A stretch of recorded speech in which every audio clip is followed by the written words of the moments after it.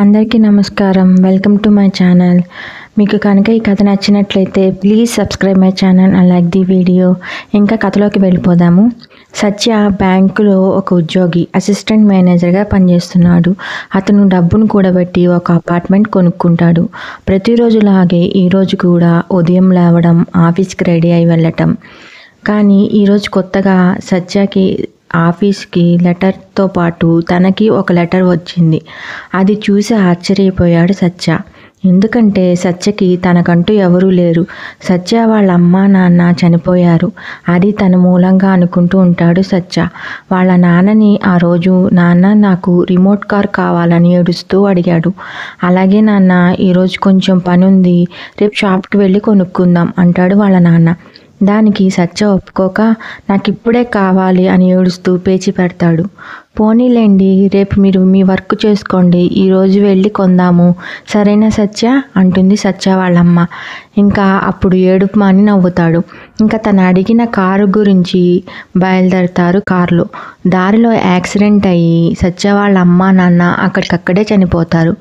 పోలీసులు స్టేషన్కి తీసుకువెళ్ళి కూర్చోబెడతారు.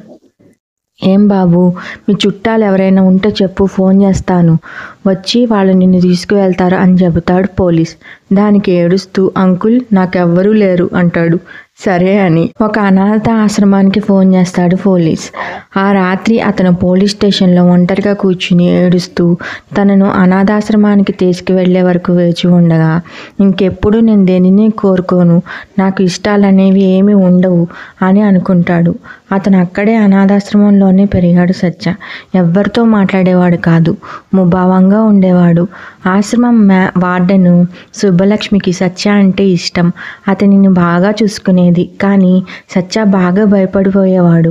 ఒకరోజు సుబ్బలక్ష్మి అతనిని దగ్గర తీసుకుని, సత్య ఎందుకు నన్ను చూస్తే భయపడతావు? నేనేమి నిన్ను తిట్టట్లేదు, కొట్టట్లేదు కదా.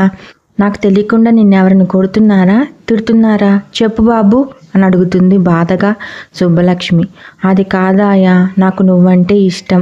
ఎవరినైనా నేను ఇష్టపడితే నా దగ్గర నుండి శాశ్వతంగా వెళ్ళిపోతారు. అందుకే నేను నీకు దూరంగా ఉంటున్నాను అంటాడు.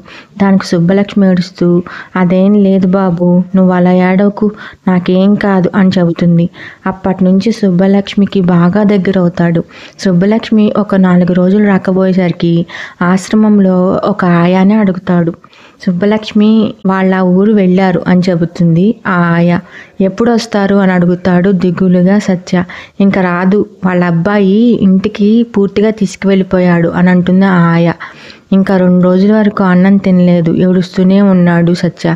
ఆ ఆశ్రమంలో నరేష్ అనే అతను సత్య దగ్గరికి వచ్చి, ఎందుకు ఏడుస్తున్నావు అని అడుగుతాడు సత్యని. ఆయా వెళ్ళిపోయింది కదా, నాకు ఏడుపు వస్తుంది అని అంటాడు సత్య. ఇంకా నాతో ఎవ్వరూ మాట్లాడరు, నేను ఎవరితో మాట్లాడను అని అంటాడు సత్య నరేష్తో. నేను నువ్వు ఫ్రెండ్స్ ఓకేనా అంటాడు. అలానే అంటాడు. కానీ నరేష్ కూడా ఎక్కడ దూరం అవుతాడోనని భయం సత్యకు ఉంది.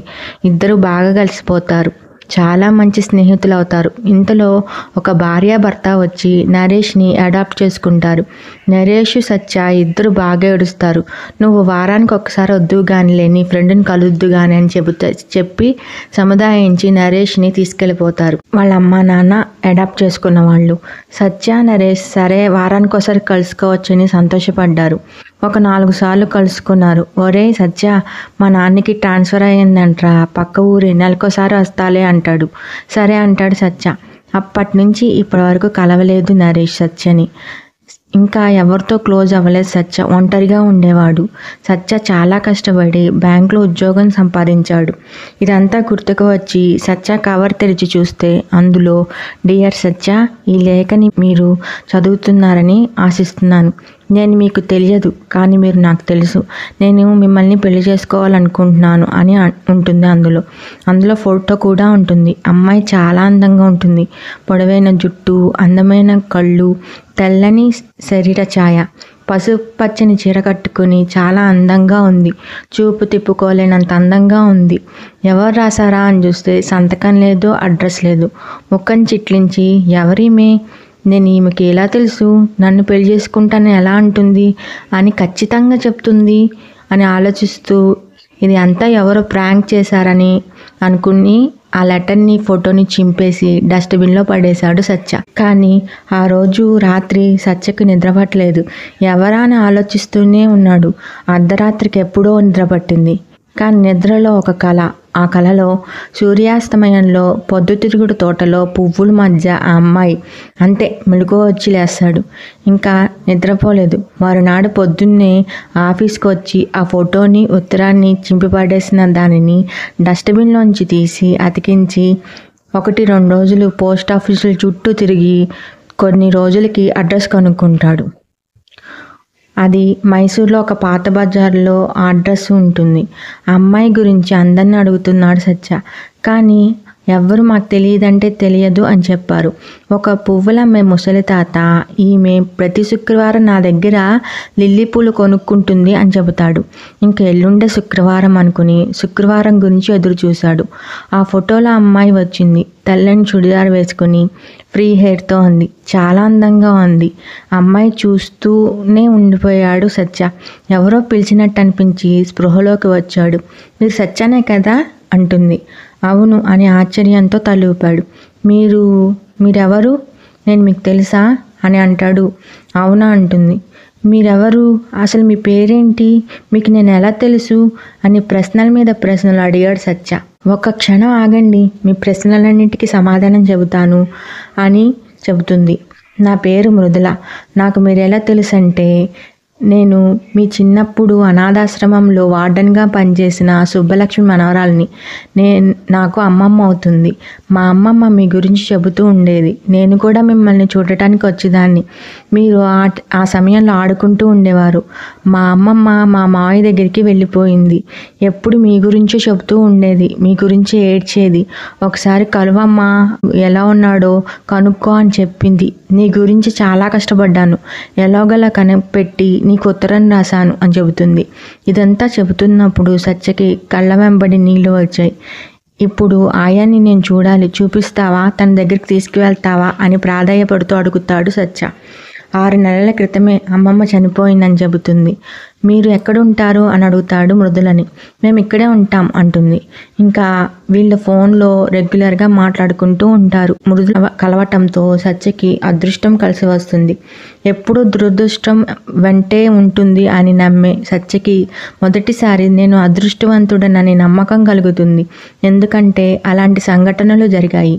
తన చిన్ననాటి నుంచి స్నేహితుడు నరేష్ పెద్ద డాక్టర్ అయ్యాడు. ఒకసారి నరేష్ చేస్తున్న బ్యాంకుకి పని మీద బ్యాంకుకి వస్తే ఆ మాటలు పోలికలను బట్టి ఇద్దరు ఒకరినొకరు గుర్తుపట్టారు. ఇంకోటి ఏంటంటే, ఎప్పటి నుంచో ఎదురు చూస్తున్న ప్రమోషన్ మేనేజర్గా ఇప్పుడు వచ్చింది. అది బెంగళూరులోనికే ట్రాన్స్ఫర్ చేశారు.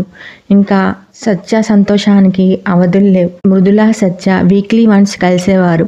ఒకరోజు మృదుల గుడిలో ఏడుస్తూ డల్గా కూర్చుంటుంది. అప్పుడే వచ్చిన సత్య, ఎందుకు ఏడుస్తున్నావు అంటాడు. నేను 1 year స్టడీస్ గురించి ఢిల్లీ వెళ్ళాలి అంటుంది. 1 year కదా, నేను కలుస్తాలే వారం నేను అక్కడికి వచ్చేస్తా అని అంటాడు. అది కుదరదు, నేను మా చుట్టాలింట్లో ఉంటాను, మా తమ్ముడు నా వెంటే ఉంటాడు అంటుంది. సరేలే, ఎలాగోలా కలుస్తాను అంటాడు. ఆ 1 yearలో ఎప్పుడు వెళ్ళినా మృదుల కలిసేది కాదు.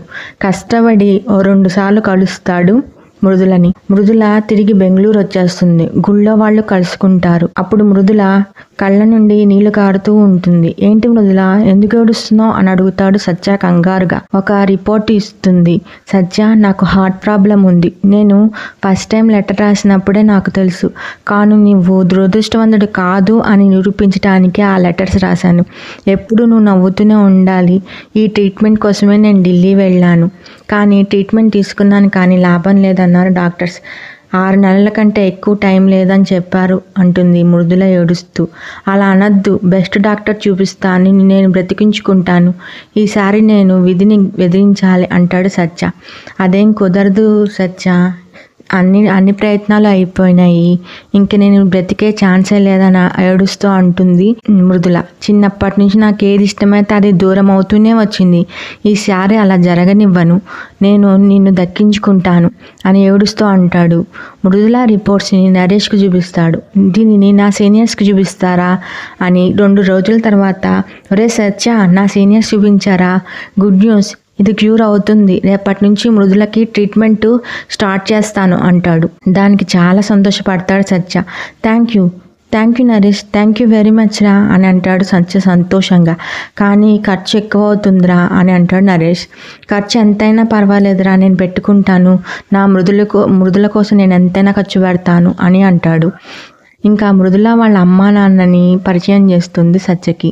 బాబు నీ రుణం తీర్చుకోవాలని అని ఏడుస్తారు. అదేం పర్లేదండి, నా కాబోయే భార్యే కదా అంటాడు సత్య. సత్య మాటలు వాళ్ళకి అర్థం కాక అయోమయంగా చూస్తూ ఉంటారు మృదుల వాళ్ళ అమ్మా నాన్న. అవును నాన్న, నేను సత్య 2 ఏళ్లుగా ప్రేమించుకుంటున్నాము అంటుంది. ఫస్ట్లో షాక్ అయినా తర్వాత చాలా సంతోషిస్తారు. 1 సంవత్సరం తర్వాత మృదుల క్యూర్ అవుతుంది. ఇంకా మంచి ముహూర్తం చూసుకుని మృదుల సత్య పెళ్లి జరిపిస్తారు. ఈ కథ కనుక మీకు నచ్చినట్లయితే please subscribe my channel, like the video. Thank you.